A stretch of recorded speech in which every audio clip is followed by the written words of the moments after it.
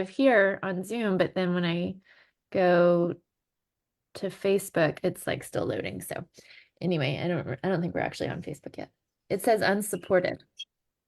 I Um, think we're on. Yes, I can see us on Facebook right now. Okay. All right. Hello, Facebook. We're still waiting on Maria, but I just wanted to get us on the live stream so that we could get that set up and ready to go as soon as she joins us. So for anybody that might be watching, welcome. This is our Fellowship Southwest first group of interns. This is our tell-all. They've just completed 5 weeks at the border and they're home and recovered, I think. And on to the next things in their amazing lives. But we wanted to not wait too long to kind of hear everything that went on there and what they learned and what we can all learn from them. So we are still waiting for one of our interns, Maria, to join us. Here she is. Hi, Maria. Hi. Hello, can you? Oh, hi. There you are. Yes. Okay, awesome. Well, Maria, we're live on Facebook. Okay.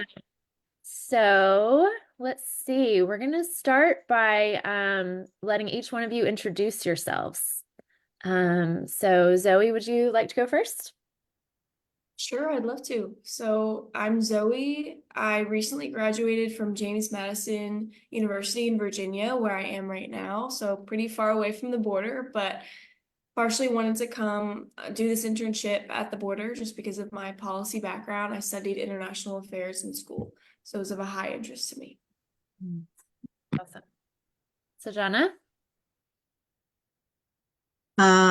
Well, my name is Sajana. This week I turned 46 and let's see. I'm a wife of 17 years. I have 2 teens who are finishing up high school. I used to be a soldier in the military full time for 12 years and because of that I've lived around the world and in various places in the United States. So also another thing is I'm mixed race. So my mother is Korean and Chinese, and my dad is African American. So always in a bunch of different cultures in different settings. So that's my background. Awesome. Maria? Okay, hi, my name is Maria Mendoza. I just graduated this past spring with a major in communications. And I applied for this internship, not sure if I would get it since I am a local in this area in the Rio Grande Valley, right? But this internship within itself was such a blessing for my life because otherwise I don't think I would have experienced being in the front lines the way I did through this internship. And I'm the eldest sister of 7, including 6 boys and 1 girl. And I look forward to being a full-time campus missionary this fall. That's awesome. And Christina?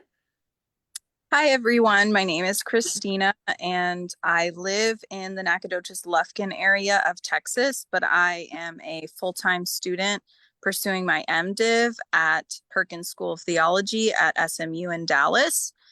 And I was interested in doing this internship because international ministry and missions are very close to my heart. I mean, Anira and I both just are so tickled and grateful at how awesome y'all are and at the diversity that this internship attracted, both in age and geography and culture and background. Like we're thrilled. So we've loved getting to know y'all, and we love that you devoted your time this summer to this work in this ministry.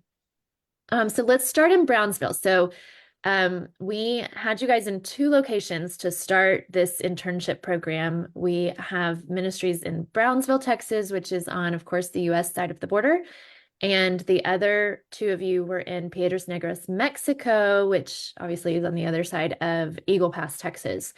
And so two totally different contexts. And so I'd love to start in Brownsville. If Sajana and Maria, y'all just tag team, share about your context and describe it for everybody. Well, I'll just start by saying, and Maria can finish. I just want to say that I didn't know that I was going to be sharing a room with someone until a couple of days before we left. So that was my context was living, well, meeting and living with someone else new for that entire time because we stayed in the Casa Golan, which is the hospitality. Well, I call it a hospitality house. It's a house where it has several beds that are open to people who are migrating through the U.S. to go somewhere else, and so they stay there and live life there, cook, watch TV, use the Wi-Fi, take a shower in the outside bathroom and things like that. Not the first time I heard that, I thought bathroom outside as outside bathroom, but no, it's a separate building than where we stayed. So it was actually pretty nice, nice for what it was. So that was how we lived.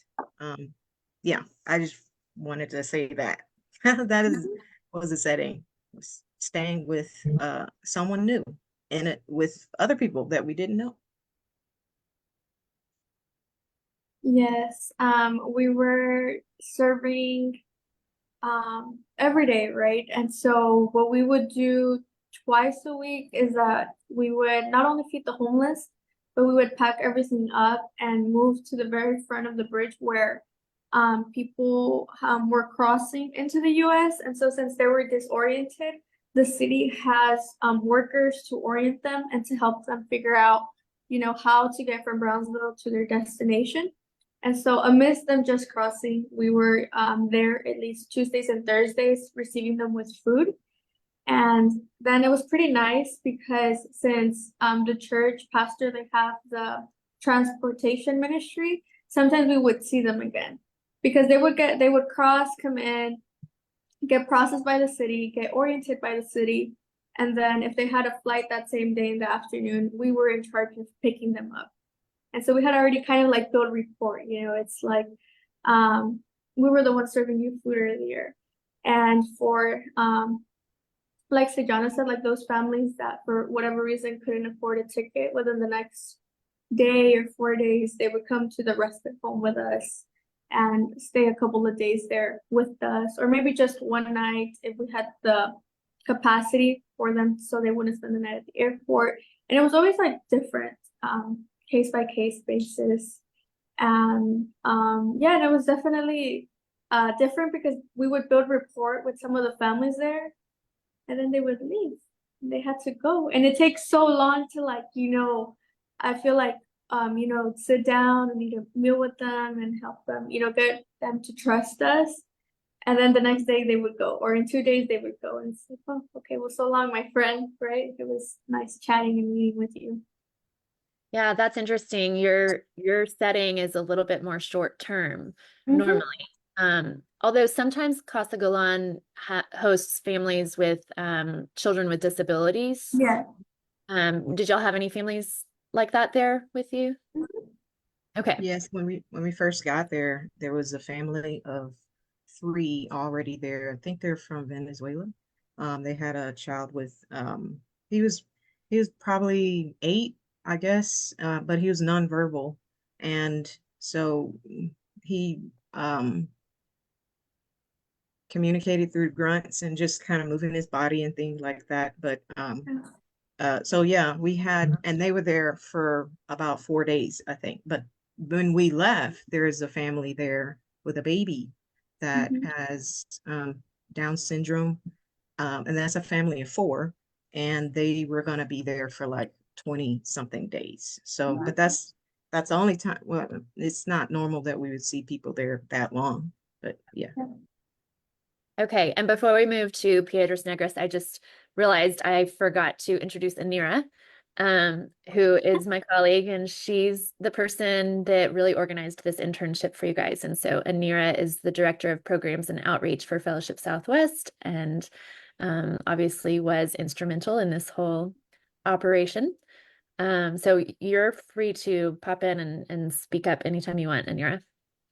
I'm Um, fine. I'm happy to listen to them all over again and hear stuff that maybe I didn't listen or get to hear when we were together, but I'm just happy to get to see them again and hear from them and just thankful because I know that in them we have ambassadors of not so much of just Fellowship Southwest, but also of God, what God is doing on the border. And so that's encouraging to me. And that's why they encourage me so much. So I just want to hear from them. yeah. Can I And say one more thing about our yeah, setting in Brownsville?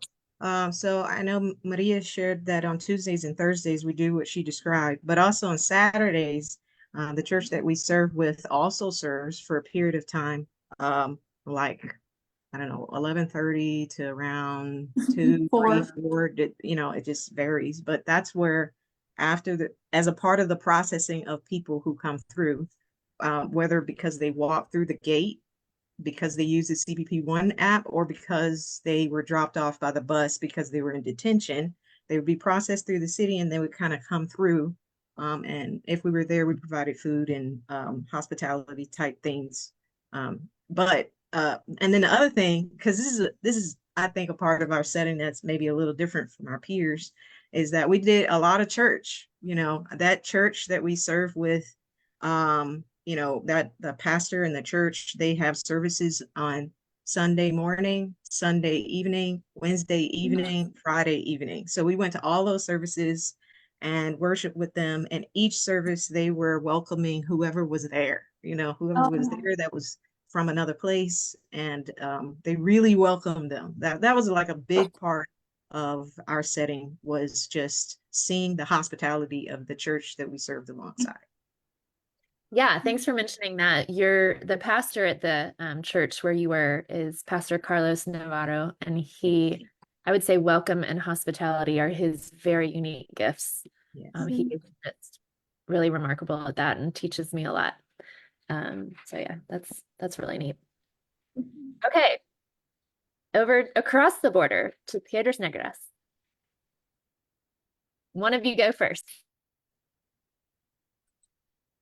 So, our the center where we were, as others have suggested correctly, is much more permanent, you could say, in a lot of ways. The people there, most of them have an appointment. It was an influx of faces that would then be gone within a day or two, but there was also a pretty good sized population of permanents, as they called themselves, who maybe they had missed their appointment for reasons outside of their control. They were still waiting for an appointment and had been there for weeks or months. Um, and so that was very different. We really only went to church once a week on Sunday morning and spent all day either with the church at church and then with the pastor and his family later that afternoon. Our center was more rustic, if you will, than Casa Golan. There was not as many amenities, but it was certainly set up to house a lot more people. There would be over 100 people sometimes within the center at any given point. Right, and our day-to-day activities probably looked a little bit different just because we were at the center with the migrants almost every day, or like at least 5 days a week. So it could be anything from an English class to one time we did culture orientation, but again, sometimes it could be very interesting, but also difficult because some people were moving in and would only be there for maybe 1 to 3 days, whereas other people we did get to form a relationship with, which was one of my favorite aspects of being there. But got to work a lot with the kids and the youth, and just trying to balance doing memorable activities with them while also dealing with the fact that sometimes people would leave, and that meant we had less people for our play or whatever we were trying to do with them that week. But I think it all worked out for the best. Yeah, thanks. Those experiences are totally different. Um, so did y'all have any free time? That's something I was wondering. We did. We Yes. had Yes. And we would go, I think most days we would go to the market. We had like one whole free day, usually a week. Mhm. Yes, our free day was on Monday. Yes, and sometimes like some of our free time included like after we were done serving in the mornings, we had kind of like a free afternoon, but not really because we were just waiting for the city to call us and tell us like, hey, you have four going to Harlingen. They leave at their flights at 4:25 at 7-Eleven. And so like yes, we had free time, but we had to like be available for, impromptu calls from the city. But it was still nice because we could yeah, definitely maybe take a shower after serving in the morning and eat something and then kind of just be ready for when they call us. Okay, very interesting. I want to talk a little bit about your expectations before you got there, to your settings and what surprised you. And including like I'm curious about your families. Were they supportive of this internship and this experience, or from your friends, did you get any pushback about going to work on the border just because of the perception and the media and all these things? Talk about that, whoever wants to answer that question. So I definitely, it was kind of half and half. Some people were very supportive of me going to the border. Some people were not as supportive of me leaving. And a lot of that, I think, more had to do with I have two young children and I was leaving them alone for 5 weeks with my very capable husband, but still, it's hard to be a solo parent for that long.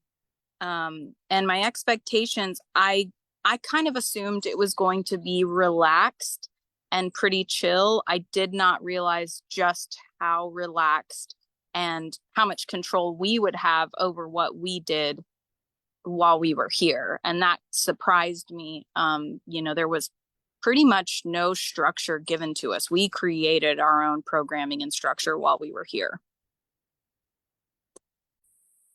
And that's totally different from Brownsville. Y'all had a lot of structure and programming. So interesting. Zoe, were you going to say something too? Oh, just to respond to your question, I think I was actually surprised by how much support I received, like regardless of how people felt about immigration or immigration policy, immigrants in general. I think once I told them that I was going, and especially just to carry out a mission for God, right? Associating with that, people were pretty much on board. And I am very lucky to have a very supportive Christian community around me. So I just was grateful for that the entire trip, for all the prayers I received. And again, like just hearing from people that may not be as supportive of some of the policies that I think are beneficial, like seeing them be open to listening to me and other things like that was wonderful.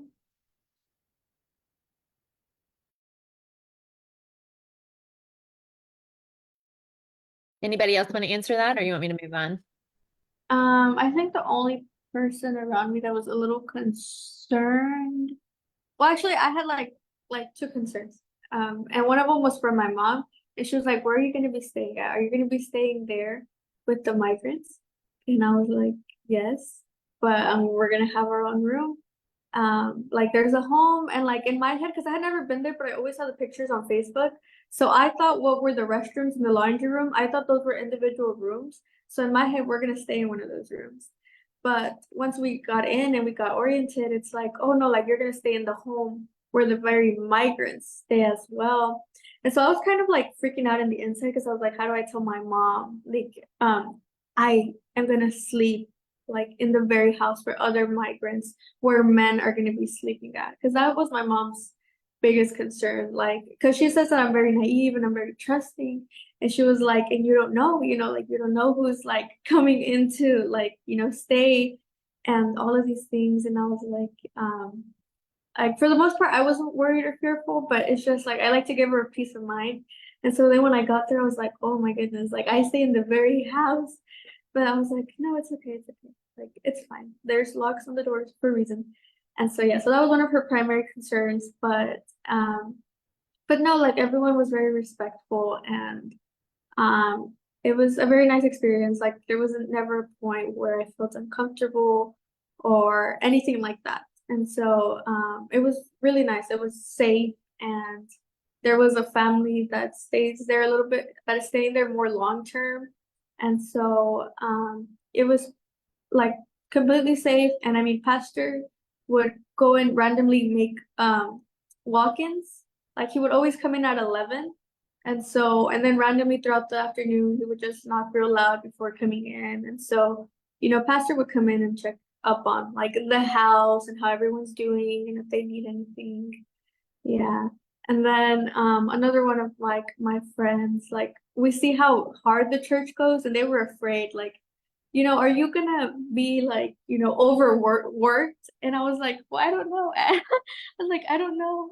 I was like, but Fellowship Southwest requires 1 day of rest, so a day and a half. So I was like, I don't think so. I don't think so. But no, for the most part, like there was good balance. There was space to take naps, right? So because sometimes we had long nights.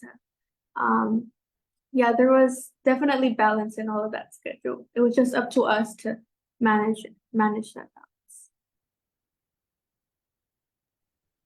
Anything else about expectations or safety or concerns, Sajana?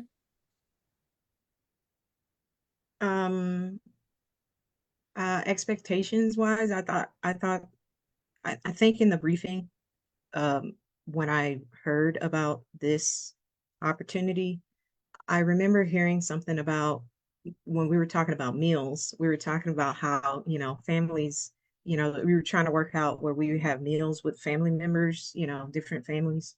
And well, that didn't happen. And so I was really, I guess I didn't realize how much food matters to me, but I didn't until we got there, and it's kind of like you make your own food, which I thought was sad because I realized we're exposed to so many different cultures. I wanted to eat their food, so I said, but that didn't, it happened once. And I was so happy. I was happy for everything that I received because it wasn't like a given that we were going to get anything from anybody. So if anyone gave us anything, there was usually it was some heart behind it, not because, oh, you're here working and so here's your food. It wasn't like that. And so also I was able to do that for other people. So I started like popping homemade popcorn at nights and like just giving people, well, asking them if they like some popcorn, and they're like surprised, like sure.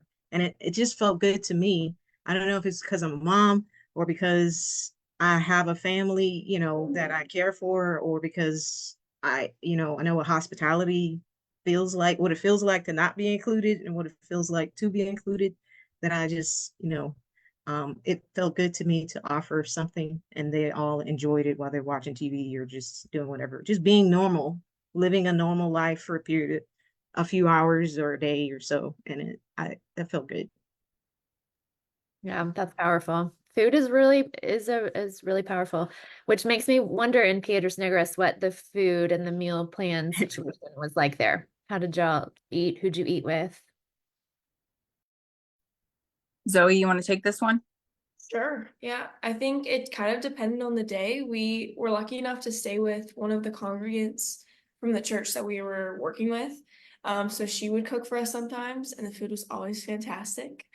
Um, and then sometimes we would eat with the migrants if they had some leftover food for us, or with the pastor. Sometimes we would be able to cook for ourselves. It just depended on the day. But I will say that I did really enjoy when Hermana would cook for us, and that was the woman we were staying with, just because it just felt nice to kind of receive that love in that way and be able to try something new. So I really enjoyed that. So I know some of you are bilingual already, but I want to know how your Spanish skills improved from this time there.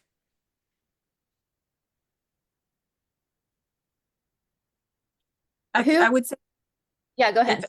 if anything, it just reminded me of the differences even within Spanish. My family is from Puerto Rico, and so the very first Sunday that we were there, we were with the pastor's family, and of course, there's always they're drinking coffee, and I said, yeah, sure, I'd like some coffee after lunch. And, how would you like your coffee? And I said, I would like un café prieto, which is what my family says, which means I want a black coffee.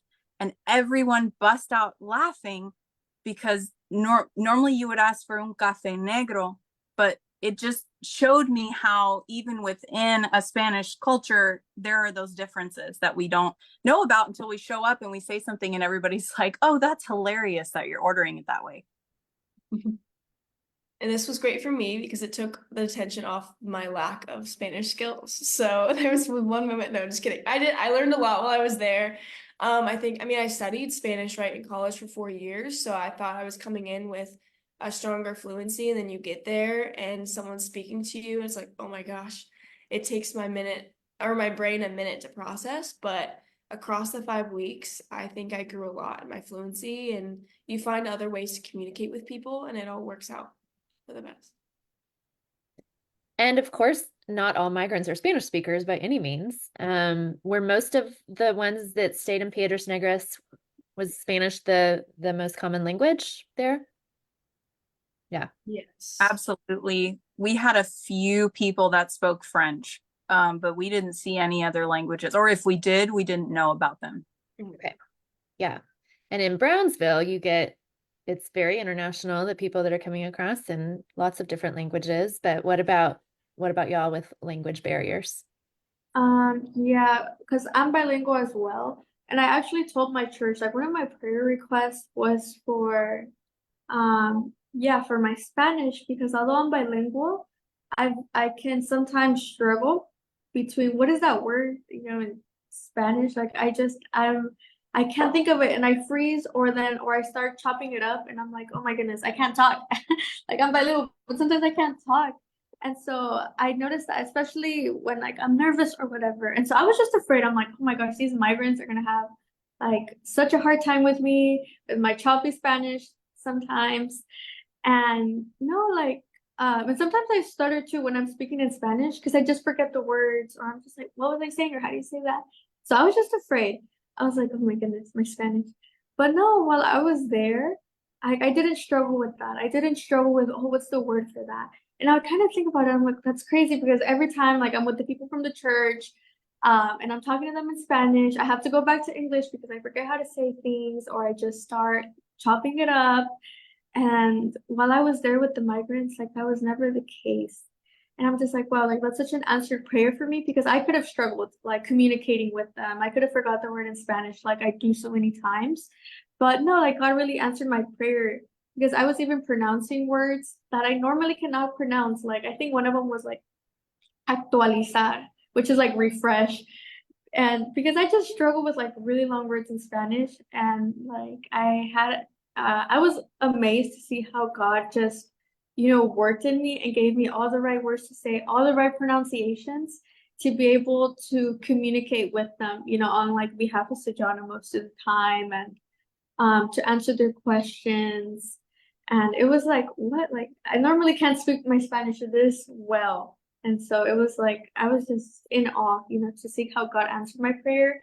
And I didn't struggle with stuttering. I didn't struggle with, like, what's that word? I'm like, ¿cómo se dice, right?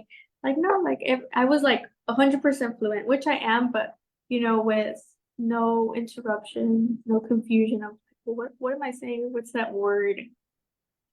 Yeah. Yeah, I want to affirm what you just shared, Maria. I did not know that that was a prayer request for you because what I Mhm. saw was you um constantly translating, constantly talking to people in Spanish and having conversations.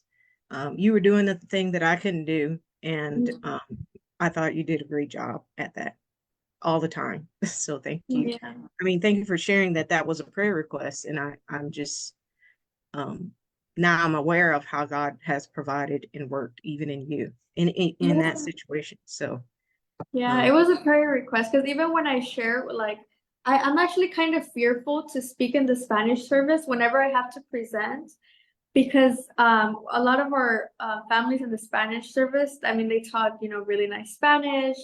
That's all they speak. And since I speak both and forget words in Spanish, I hate presenting in the Spanish service because I feel like I'm like, you know, making a fool out of myself.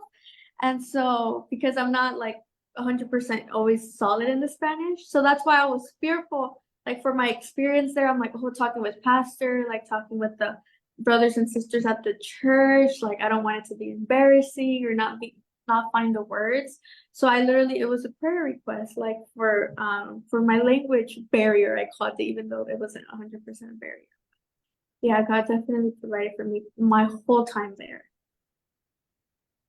And Sajana, I know you had more of a language barrier. What was that like for you as a non-Spanish speaker? Yeah, yes. I mean, the Spanish I knew was from high school many years ago, and I started doing Duolingo as soon as I got there, thinking that that would be helpful. And and I had the decision to make when I got back because Duolingo keeps reminding you to practice, and there was a question like, do you keep this up or not? Because now you're back. You know, you don't. I'm on 44 streak, so I kept it up anyway. But yeah, it's I felt isolated at times, not knowing the language that everybody else was speaking around me. And so it made it obvious and apparent to me when like the assistant to the pastor, George, would translate, like he's bilingual. Well, I don't know if if he would call himself bilingual, but he definitely speaks Spanish and English. But he would come to where I'm standing and like tell me what people are talking about and like just kind of tell me the topic. And I appreciated that he even thought to do that, because most people when they're involved in their conversation, they're just involved in their conversation. They're not thinking about who can't understand that's around you. But he was aware. So anyway, all these things for me help me to understand what it's like for the person that's the outsider person, which is helpful then for me because I work as a hospital chaplain. And so I would like to think that I'm aware, but that experience helped make me really aware of how even the little things can really isolate a person, makes a person feel like you're not included, you're not welcome, you're not wanted here. And so now I'm very aware. And I hope that, well, I know it's going to affect my ministry and anything that I do to try and include others. Yeah, it's amazing how powerful cultural things are like language and food, and how influential they are on our experiences. Okay, I want to shift the conversation now to the main reason that you all were there, which was immigration policy. Um, Talk to us a little bit about what you learned there that you didn't already know about immigration policy because of what you saw with your own two eyes.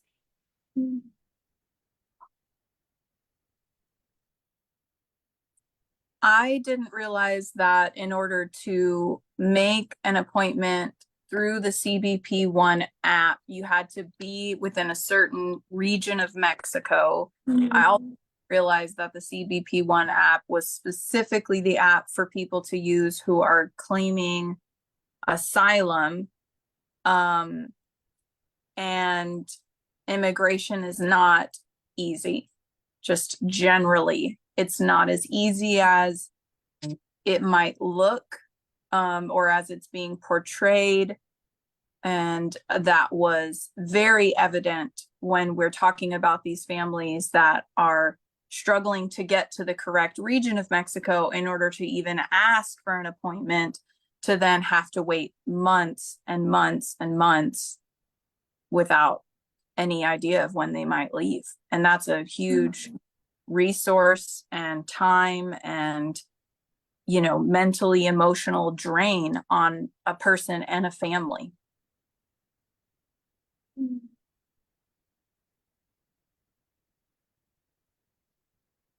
Yeah, I will. Everything that Christina just said, I did not know beforehand, and I heard it over and over again from the people who stayed with us, when we asked them if they would like to share a little bit about their journey. So thankful. I'm thankful for the Google Translation app because that's how I was able to have running conversations with people and to hear what they wanted to share. But yes, on everything Christina has shared. And I guess I'll just say the biggest thing that I um didn't know before, but was emphasized through all of my time in conversations and the things that I saw there was that um I became aware of it at the at the compassion and justice, or the conference that Fellowship Southwest had for the first time last year. What is it called? Compassion and something. What it Compassion um and Justice Conference. Yeah. Compassion and Justice Conference last year, when the speaker spoke about immigration. That was the first time I thought I kind of knew or had an idea about immigration, but that was the first time that I became aware of how complicated the process is, and how and at the same time how narrow it is. Like you have to fit in one of the categories in order for it to work out for you, which is a long process, you know. So but I saw that play out, and like I said, all the stories and the people that we got to be with, I I know that that is true, because of so many people that we were able to talk to and hear their story and their struggles. That is so true. It is very complicated, and it, like, I hate to repeat what Christina just said, but I just want to underscore, highlight, it is not as easy and as simple as it's talked about in the media. And these are people, you know. I'm very peoply, probably because of the work that I do, listening to people. Like, the people have reasons for doing what they're doing. And no, I just wonder, do we even bother to talk to them to see what's going on with them, and what, you know, because if we did, we might hear commonalities in some of the things that they're talking about and what we've experienced too. And right before I left, I know I'm talking a lot, but right before I left, I Fellowship Southwest sent out information about these webinars that were going to be happening by other organizations, and I attended one of them. And whoever the speaker was talked about how migration happens all the time, and we do it here a lot. Like, and it wasn't until I heard that I really thought about it. Like, well, I mean, I never used that word, but I certainly have moved, picked up and moved from place to place because of our job, you know, because of our work. We were sent places, but not only that, I mean, I know people who move simply because the weather is better somewhere else, or they move because their family members situation, they got to care for somebody, or because they need certain type of work or whatever. So all those reasons, we do that too all the time. We just don't talk about it the way other people talk about it. And but these people that I were able to meet and talk with, they have their reasons too, and it's very similar. But in addition to that, they have a lot of there's a lot going on from where they came from, and it's painful. You know, it's painful. And I guess for me, um, they're here in the US by the time they see us, Maria and and I became aware of what all they're gonna face as a person that is I see how people who are not from somewhere can be treated when they're somewhere. When they're in a city, because I moved around quite a lot because of the military, but when you're new in a city and you're the new student or you're the new family on the block and you don't know how to do things, or what's going on, or finding a place to live, or just, there's so many things that go into moving somewhere. But then when you go to move somewhere where you're not, it's unstable, you don't even know how you're going to support yourself. That's another thing that I keep hearing. Like, when they come here, they're not able to work because they don't have a work visa. They don't have permission to work. So how are they really even going to take care of themselves? How are they going to do all the things that they want and need to do? You know, it's not like it's the end as soon as they get here, suddenly everything is great and their life is great and they're good, and we provide everything for them. That is not true, you know. So I just, there's so much that people don't realize when they're just saying things that I have become aware of now. And I guess I just, like, I'm aware now. So I just, that So just now came you out. can now you can be an advocate for them. Yes, and there's different ways to advocate for people, you know. That's right. Yeah. One of our partners in Reynosa always says that once you have seen, you are now a witness, and you can go and be a witness and share what you know. Um, and so, Zoe and Maria, y'all can still answer this question, but also I want, kind of like Sejana was saying, what are the things that you want people to know, especially now that, we're in election season and people are preparing to vote and immigration is such a big issue? What are the things that you wish they understood?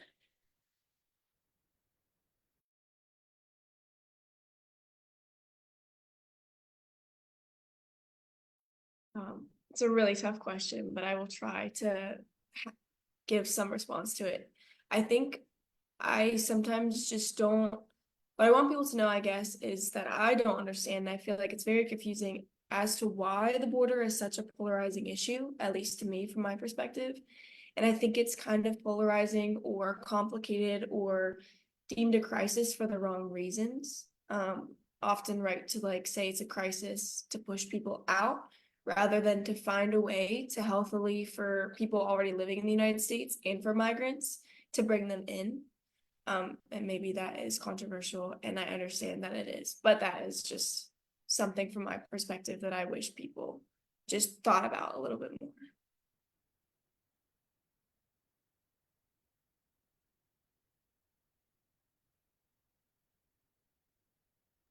Well said, Zoe.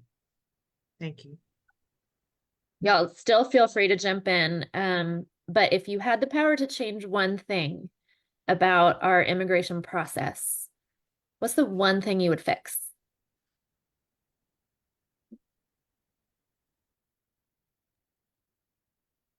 That almost feels like a trick question because there are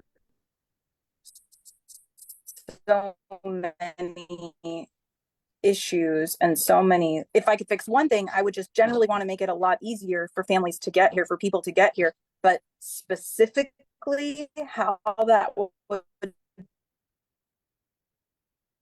be, I really don't have any idea because the immigration system is so complicated and so convoluted. Yeah, I think you broke up a little bit, Christina, but I think the gist of what you were saying is you want it to just be simple, like make it easy for people to do it legally and fairly and equitably and all of these things because it's almost like so complex on purpose is what it feels like. Who else? What's one thing you would fix? I can't, that question is hard for me because I can't, if you ask me what's my favorite color, I can't even give you a color. Like there's, but something that you just said in your reflection to what Christina just said was, it reminded me of um, something I realized. So we were briefed about certain, like just kind of giving them more of an overview of things and of the laws and of what to expect before being sent out to where we were, by Fellowship Southwest. There was an orientation process that exposed us to different things so that we could be a little more informed before we go out. And I remember during one of those trainings, we heard a piece of information because I was diligently taking notes, So I heard a piece of information, but then when I got to Brownsville, I heard something different. And so what I did was I asked the person that presented that information from Fellowship Southwest about that, and then I was told, well, that's because you're in Brownsville, and in Brownsville, Brownsville and I think one other place, but depending on which port of entry you go into, the rule is different. And I was like, what? So but I just so it's kind of like, well, uh, you know, it's not like when I try to explain people something like even waiting on the CBP1 app, you go through the process that they give you. So you do the process, but then you're not given anything, you know, I don't know, waiting for anything for me is hard when I don't have an idea of how long it's going to be or the time frame or anything. And so it's like that with so many different things. The rules change, timelines are unknown. Um, it's not like you can get a document and carefully go through it because you want to do things right and do the thing, because it keeps changing, and there and the rules are different depending on where you are, what your situation is, or which country you came from, or why you're here. Like, it's just, it's very, when I say it's complicated, it is complicated, and it's changing. It keeps changing. And so can you imagine if you're on that journey, going from the countries that you went through? I had one person describe on a map, she had a lot of time on her hands, and so did we, after we dropped her off at the airport. So, and she like showed us on a map, like, where she came and all the countries that she went through, and about how she got through because I was curious, how did you even do that? Walking, catching a bus, catching a ride, you know um getting kicked off the bus because you're not from the place that they don't like, or you don't have enough money, or like, somehow they've journeyed through all these countries, and then they finally get to Mexico, if they can get to Mexico.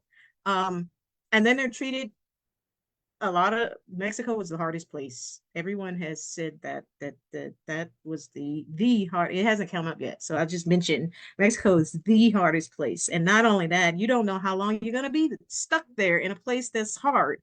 And anyway, I guess what I was trying to say earlier is, like, the DMV, right? We know, as um, people who live in the United States of America and have a driver's license and went through that process, we know that everybody knows that's a complicated process. You go through that, you need to have all your documents in order to keep the appointment that you asked for months ago. At least that's the way it is now in Texas. So, but at least the details are there for you to make sure that you could follow. I have this, I have that. And so when the person that is looking at your stuff, when it's time for your appointment, they're not going to just come up with something else that said, well, you need this. No, no, no. You can put, like, like, there's a list. There's some order in it. But we don't have that here. It's not like that. You don't know how long it's going to be. It's just not like that. So I guess if you're thinking in your mind, we have a right system here, and, like, it's right, it's thought through, we have order, people need to be follow the legal process. Well, there's lots to that. And are we all doing, like, there's just lots to that. So And I I'm think that's a really important thing to communicate to people, that, want to insist that people come the right way. Like, well, it's easier said than done. What's the way? But Depends on who you're talking to, depends where you're from, depends on many things. yes, yes, Yeah, because there's definitely like disorder because we met people who were in Mexico for a month, right? We met people who were in Mexico for 8 months. And so then it's like, and it's singles, it's families, and it's like, well, what's the like, on what basis are these decisions made, right? Like, or what priority is it, from what country or from what count of people? It doesn't seem to be like, I don't know, like order in that. And to me, it's kind of like messy because it's also like disencouraging for others who have been waiting for so long. There's really no way to tell. It's kind of just like, well, I don't know, you get it when you get it. And it's just kind of confusing, right? Or the fact that, like how Sujana said, like if you go through this port of entry, you have, I don't know, these privileges. You can apply for a work visa within 15 days or whatnot, but not through this entry. And so then it's kind of like, oh, well, I crossed through the wrong entry point then, or whatnot. Or I'm from the wrong country, right? Because only this country is getting, these 3 to 4 countries are getting work permits and whatnot. But it's like, why? I don't know. It's just very confusing for me. Like, all of these little discrepancies. It's like there's no way of really knowing. Like, oh yes, you and your family. No, not you and your family. So there's not this order or this system that's set in place. It's kind of just randomized. wow. Really. Yeah. Thank you for all of that. So we're coming towards the end of our tell-all time. And I want you guys to each have the opportunity to end by sharing a story with us that is going to stick with you, something that was formational or really funny. It can be humorous or whatever is on your heart to share with us. So who wants to go first? I'll go. I was fortunate enough to have my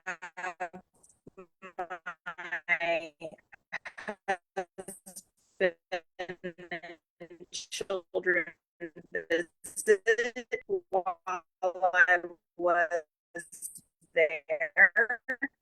Christina, I'm And gonna interrupt you because you're it's like hard to understand. You're breaking up. So maybe move locations if you have the opportunity to do that, and we'll start with somebody else and then we'll come back to you. there was a child there who had, even though I speak Spanish with my children at home and we live in an English. I think it was just catching up.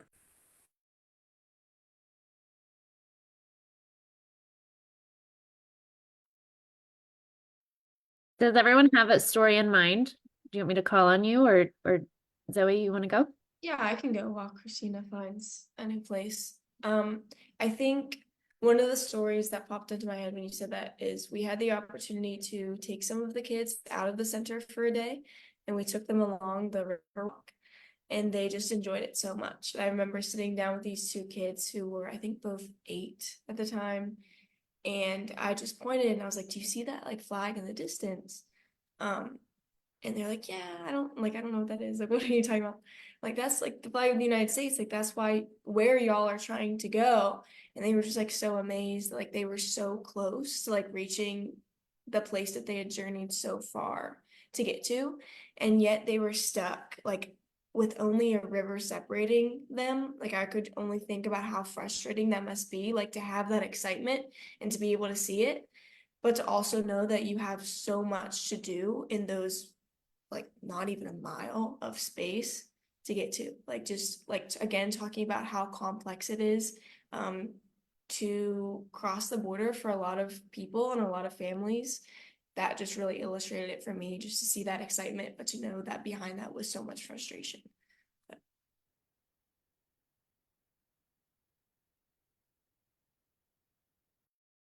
Okay, I have a storm coming through, so I'm not sure if this is better or not. But Yes. my husband and children visited, and they're 4 and 6 years old, and there's a 5-year-old at the center with autism. And even though I speak Spanish with my kids, they don't use it a whole lot because we're in an English culture. And what was really beautiful was my children were playing with this kid, and language didn't matter because he was nonverbal, even though they were still able to have such a good time together. And it was just an example of how we can be God's kingdom if we want to be, if we don't let those barriers hold us back, like language or food or culture or religion or any of those other things. So I appreciated it as an example of what the kingdom of God could look like. Children are such good teachers of that for us. I love that. Thank you. Sajana? Um, I I guess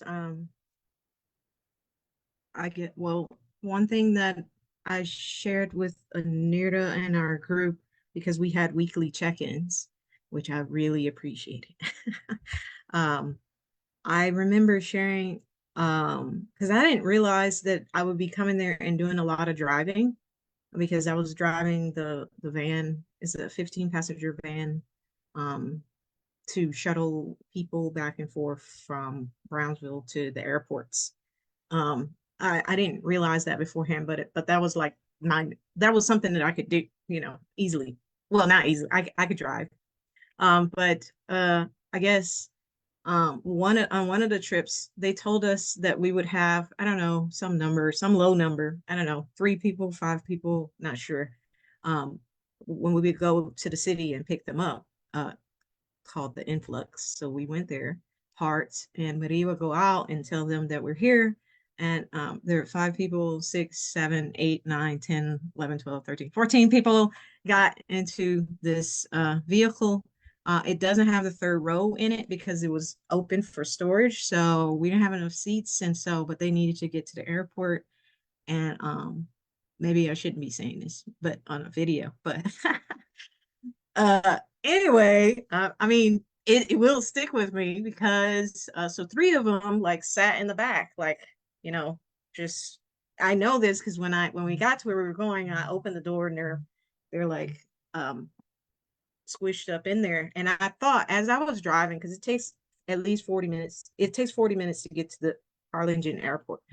And I thought because I remember Maria asked me, is this okay? You know, like because I'm driving.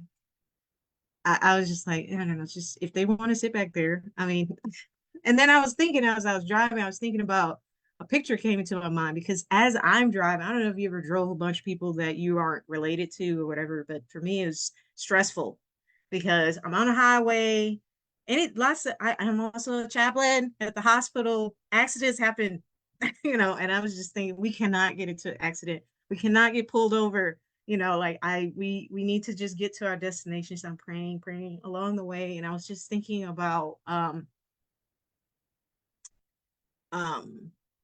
was thinking about I can't think of her name right now, but I can't believe I can't think of her name. But the person who helped free runaway slaves. Anyway, and that came into my mind. I can't believe I can't the name is blanking on me. But I was just thinking, oh, you're like transporting people. And is this legal? So that's what I was thinking in my mind. Like, is this legal? Um, so I've been thinking about this, especially with the question of people say they should come here legally. And I'm thinking, well, biblically, and they say biblically they should come here legally. But I've been thinking about that because, about thinking about civil disobedience versus keeping the law, and I'm just thinking about like Moses in the Bible, like that whole situation that was not legal. They had the law which said that all the kids, babies, boys needed to be killed, but they did not. So like, do we always obey? Even Jesus, right? He was messing with the law. Not messing with. I mean, he kept breaking the Sabbath, which people were upset with, because that to them is the law. And I was just kind of thinking about, well, we do uphold some disobedience because it's kind of like, well, you have to figure out, well, what's most important here. What is, I am a rule follower. I mean, that's just so, but I'm realizing, why do we have the rules that we have, you know and who made those rules, and who do the rules benefit when we have the rules that we have? So um and so there's a lot to that. And so now I'm really just kind of thinking about it.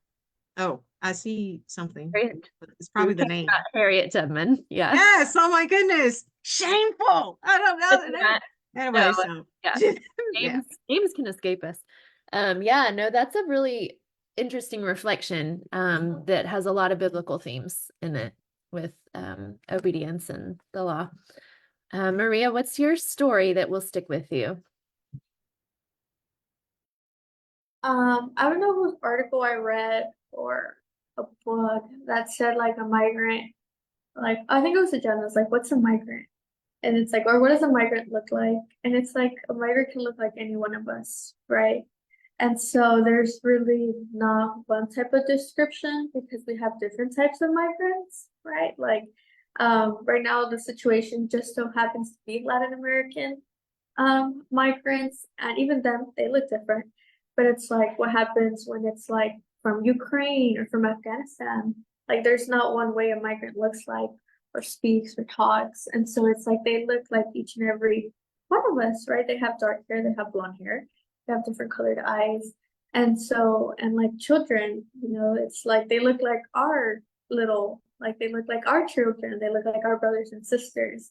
And so it's just this idea of like deeming, I think Anira said it, that's like they want to make migrant or look like less of a person, and they're not, right? Like they're also, made in God's image, and they're also in need of Christ, right?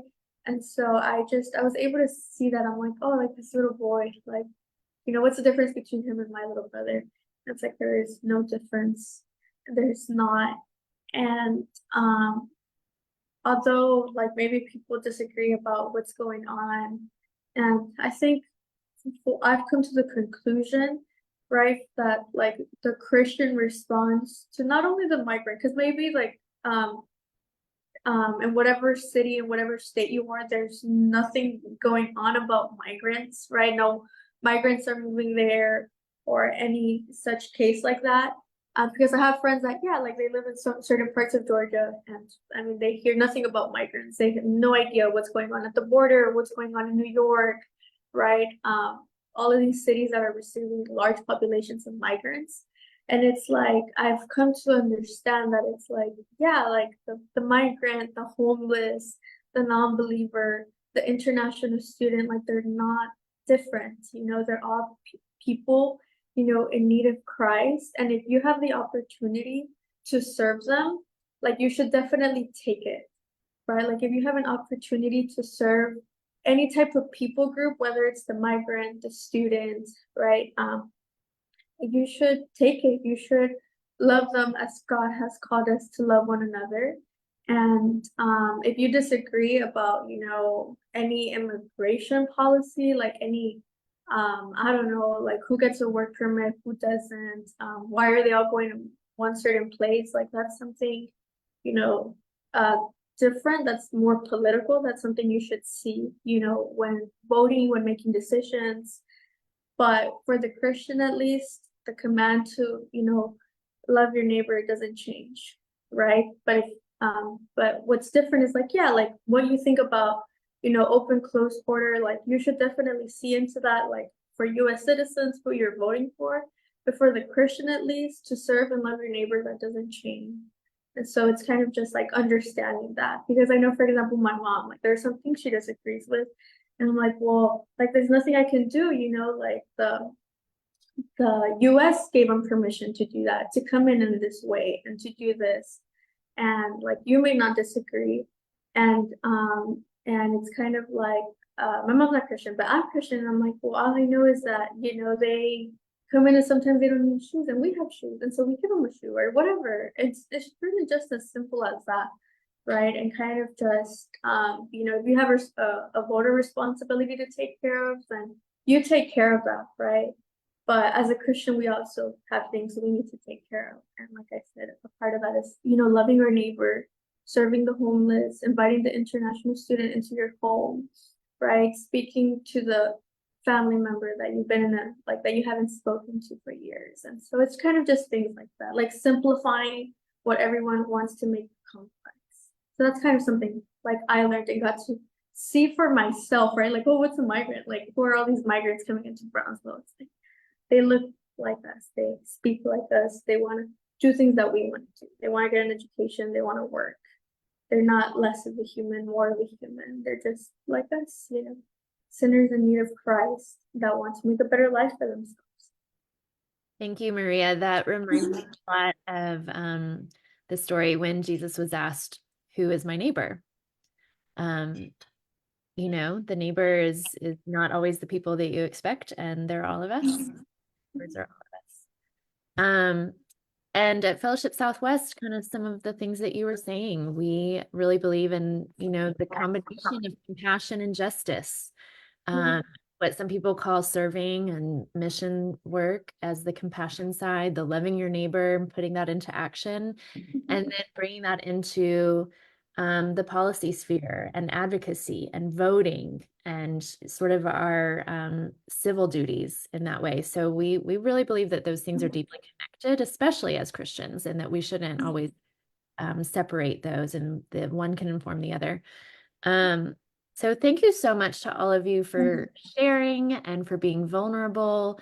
And of course, for just spending 5 weeks of your lives with us and your time. And I know that it stretched all of you out of your comfort zones in different ways. And we have learned from you right alongside you, and we are just so, so grateful. A couple of things. Sajana mentioned our Compassion and Justice Conference last year. We have another one coming up in September, and you can go to our website, fellowshipsouthwest.org, and learn all about that. We'd love to have anyone that's interested in kind of going deeper into compassion and justice, and especially around immigration. We will have an amazing speaker on immigration. His name is Dr. Claudio Carvalhais.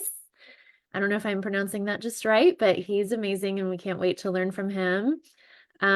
Last year's speaker on immigration was Dr. Alexia Salvatierra from Fuller Theological School Seminary in California.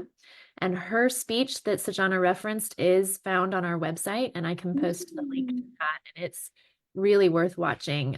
She's extremely educational and inspiring. What else did I want to say? Oh, you can learn more from the interns and these interns and some of their thoughts from while they were there on their blog posts, which can be found on our blog website, the blog on our website. And we hope that you will continue to pray for them in the ways that they'll be using their experience for the benefit of migrants and for all of us as a country. So I think that's all we have for you. Thanks for joining us, and everybody stay in touch. Thank you. you guys for having